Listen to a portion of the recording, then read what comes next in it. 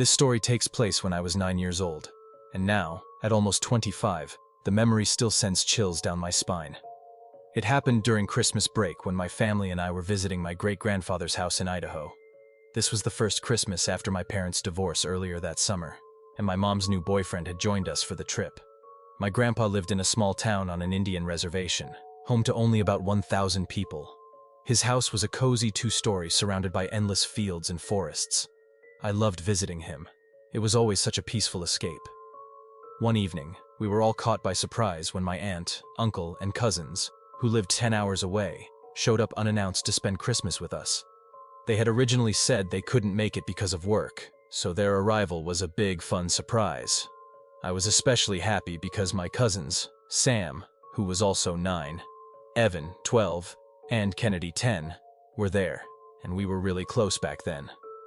Later that night, after a big family dinner, we kids decided to head down to the basement to play one of our favorite games, which we called the monster game. The rules were simple.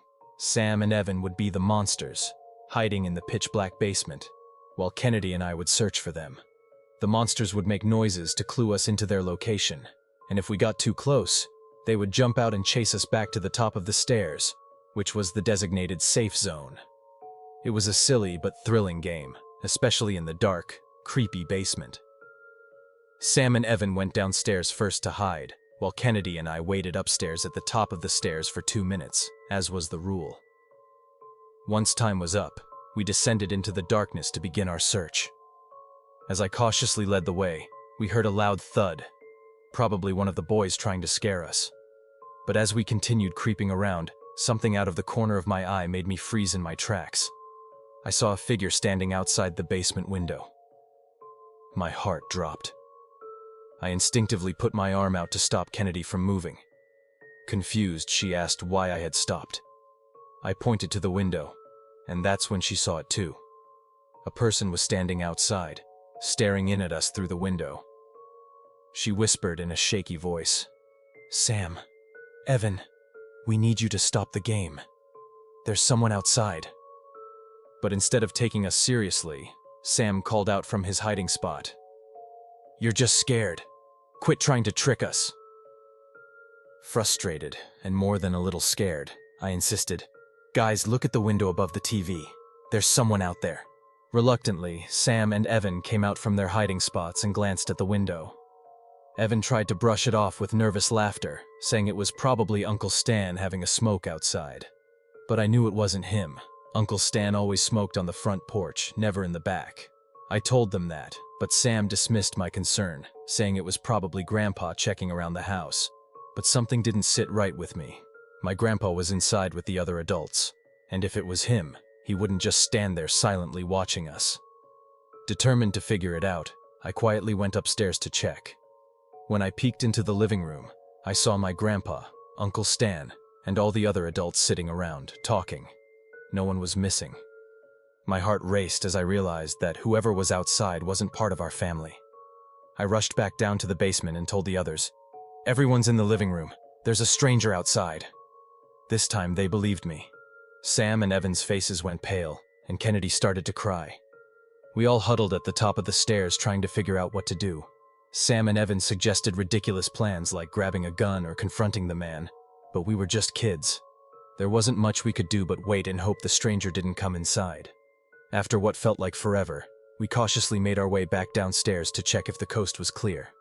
The figure was no longer outside the window, and we let out a collective sigh of relief. To distract ourselves, we decided to play ping pong. As I flipped the light switch on to brighten the basement, something caught my attention. The window was cracked open. Had it been open the whole time? I walked over to inspect it, and as I got closer, I noticed something even worse. Sitting in one of the sofa chairs in the corner of the room was a man. He was grinning at us, his face illuminated by the dim basement light. He looked to be in his mid-40s, with wild, unkempt hair and a creepy, wide smile. My body went cold as I locked eyes with him. The rest of the group saw him too, and we all froze in terror. The man slowly began to stand up, still grinning. That's when I screamed, "Run!" We bolted up the stairs, slamming the basement door behind us. Kennedy and I ran straight into the living room, hysterically telling the adults that there was a man in the basement. My uncle, who happened to be a cop, grabbed one of my grandpa's guns and raced downstairs. After what felt like an eternity, my uncle came back up and told us the man was gone. He had likely climbed back out through the window and disappeared into the night. We were all shaken, but relieved that we hadn't been hurt and that nothing had been stolen. Outside, fresh footprints in the snow confirmed our story. They led from the basement window to my grandpa's driveway. The police were called, and while they didn't find the man, they took the situation seriously. That night I was too scared to sleep alone, so I crawled into bed with my mom.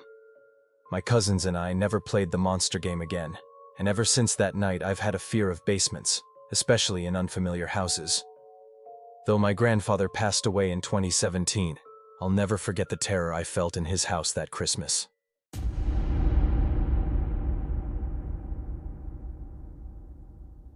When I was a kid, I had a strange, irrational fear of our basement. To be fair, it was pretty eerie for a kid. The basement was huge, with an old L-shaped couch sitting right in the middle, next to a wooden support column. In front of the couch was an ancient box TV where all our video game consoles were plugged in. The basement was laid out like a big loop around the couch. There was a booth and table in one corner, an old bar in another, and behind the bar was the door to the laundry room. Closest to the stairs was the doorway to my dad's small workout room. My dad rented out the upstairs of our house to an older lady named Ruth, so we had access to only the first floor in the basement. Dad mostly hung out in the living room upstairs, leaving the basement for us kids to play video games on the ancient TV. He rarely went down there. I was the youngest of 3 boys, and at the time, I must have been around 6 to 8 years old. My older brothers weren't home that day, probably out with friends. It was just me and my mom. My dad was likely at work. I wasn't used to being alone in the basement, which made me a little more uneasy than usual as I walked down the stairs. Our basement door was the worst. It wouldn't stay open. It would slowly creep shut unless something was propped in front of it. That only added to my sense of isolation from the upstairs and my mom. I sat on the gray, fluffy couch, trying to immerse myself in whatever game I was playing, but every little noise would make me pause and look around nervously. The basement was always full of strange sounds, especially from the laundry room. I had gotten used to most of them, but when I heard a noise that was different from the usual clunks and clatters, I froze. It sounded like something small had dropped to the floor and bounced. Terrified, I ran upstairs to find my mom and frantically told her that there was someone in the basement. She calmly asked what had happened and reassured me that nobody was down there. To make me feel better, she came back down with me, opened the laundry room door, turned on the light, and checked inside. After a few moments, she closed the door and said, "See? There's no one in here." Her calmness comforted me, and I went back to playing my game. Sometime later, I went upstairs to grab a snack. By now it was dark outside, making the basement even more terrifying. During the day, a little light would stream through the tiny basement windows, but at night, it was pitch black down there. After my snack, I reluctantly went back downstairs, trying to ignore the fear creeping up on me. Then I heard the heater kick on in the laundry room, but the sound was much louder than usual. That's when I noticed the laundry room door was wide open. I froze for a moment, then slowly approached it. The room beyond was pitch black. I was too scared to turn on the light, but I knew I wanted that door closed. Summoning all the courage I could, I sprinted toward the door, slammed it shut, and ran back to the couch. For some reason, sitting on that couch made me feel safer. I didn't even stop to think about how strange it was that the door had somehow opened on its own after my mom had closed it earlier. Then, I heard a voice. It was a man's voice, coming from behind me. At first, I didn't fully register what I had heard. It felt unreal.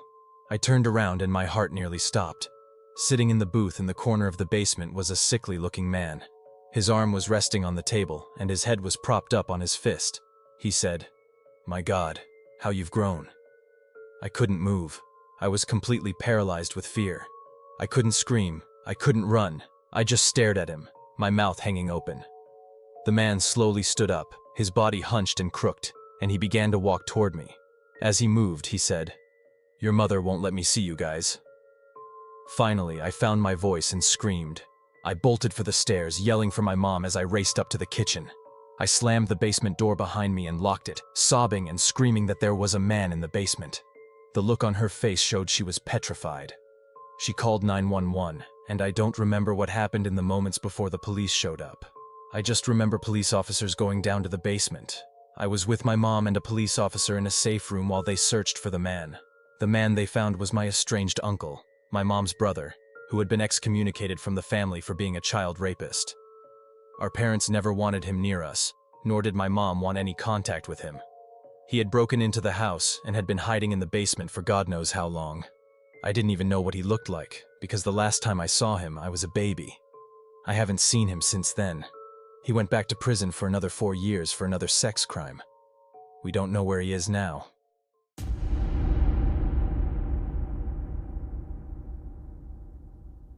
It was mid-October, just before Halloween, and my cousin Andy was celebrating his 12th birthday on October 15th. We all gathered at Uncle John and Aunt Melissa's house for a family party. Our family is pretty large, and these gatherings could get a bit chaotic, especially since it was still warm enough for everyone to be outside in the backyard. The house was huge, and we loved playing hide-and-seek there because it felt like a maze with so many hiding spots. Andy and I are the same age, while my older brother, Chase, was 2 years older. He would play with us too, along with some of our other cousins, who were a bit older but still joined in for the fun. We'd split into teams for hide-and-seek, taking turns as hiders and seekers, with the rule that if you got caught, you could try to run outside to the backyard to avoid being tagged. The entire house was fair game for hiding, except for our aunt's and uncle's bedroom. The basement of the house was one of the best places to hide. There was a room down there we called Aunt Melissa's fashion room because she was a fashion designer. It was filled with mannequins, some full body and others just torsos without heads, along with studio lights, camera equipment, and a green screen. It was kind of creepy, but it was also a perfect place to hide. We had been playing for a while when it was Chase's and my turn to hide. Both of us decided to hide in the basement. Chase in the main area, and I chose the fashion room. I grabbed 2 blankets from an ottoman in the basement, one to hide under, and the other to drape over a mannequin as a decoy. I thought it would be funny to trick whoever was seeking, imagining they'd pull the blanket off and have a laugh. I found a spot under a desk in the corner of the fashion room and covered myself with the blanket. Then, I waited. After what felt like a long time, I heard a commotion outside the room. Laughter, shouting, and the sound of footsteps as Chase and one of our cousins ran around the basement. Their footsteps eventually moved upstairs, and the basement grew quiet again. I waited for another 10 minutes, growing uncomfortable and bored. Finally, Chase came downstairs and called out, saying the game was over and food was being served in the backyard. I was starving, so I quickly ran upstairs to join everyone for the meal. After eating, I remembered that I had left the blankets in Aunt Melissa's fashion room, including the one covering the mannequin. Knowing she wouldn't be too happy about that, I went back downstairs to clean up. When I turned on the light in the fashion room, I noticed that the blanket wasn't on the mannequin anymore. It was draped over something else, something that looked like a seated mannequin, which was odd because none of the mannequins had been seated before. As I got closer, I realized the figure was moving, and I heard faint breathing. A strange, musty smell filled the air that hadn't been there earlier. There was someone under the blanket. I nervously laughed and asked, "Who's under there?" But no one responded. My uneasiness turned into dread as I looked down and saw bare feet sticking out from under the blanket. They were the feet of a black person, which was strange because no one at the party was black. I turned and ran out of the room, sprinting upstairs to tell my uncle that someone was in the basement. My uncle, along with a few other family members, rushed downstairs while I followed closely behind. When we reached the fashion room, the blanket was on the floor, but whoever had been under it was gone. I swore up and down that I had seen someone sitting there, describing the bare feet, the smell, and the figure under the blanket. A group of us searched the entire house, and my uncle ended up calling the police just to be safe. When the officers arrived, they did a thorough sweep of the house but didn't find anyone. Though everyone believed me, I still felt unsettled. I wanted them to see what I had seen, to validate the eerie feeling that had taken over me. The doors had been left unlocked during the party since people were constantly going in and out, so it wasn't impossible that someone could have wandered in, possibly a homeless person, which might explain the smell. But something about the whole situation felt off, too strange to be a simple explanation. That unsettling encounter has stuck with me ever since, a haunting memory of a night that should have been just another family party. Thank you for watching. If you enjoyed our stories and would like to hear more, please consider subscribing to our channel. Your support helps us continue bringing you captivating tales and new content every week. Don't forget to hit the notification bell so you never miss an update. We appreciate every one of you for being a part of our storytelling journey.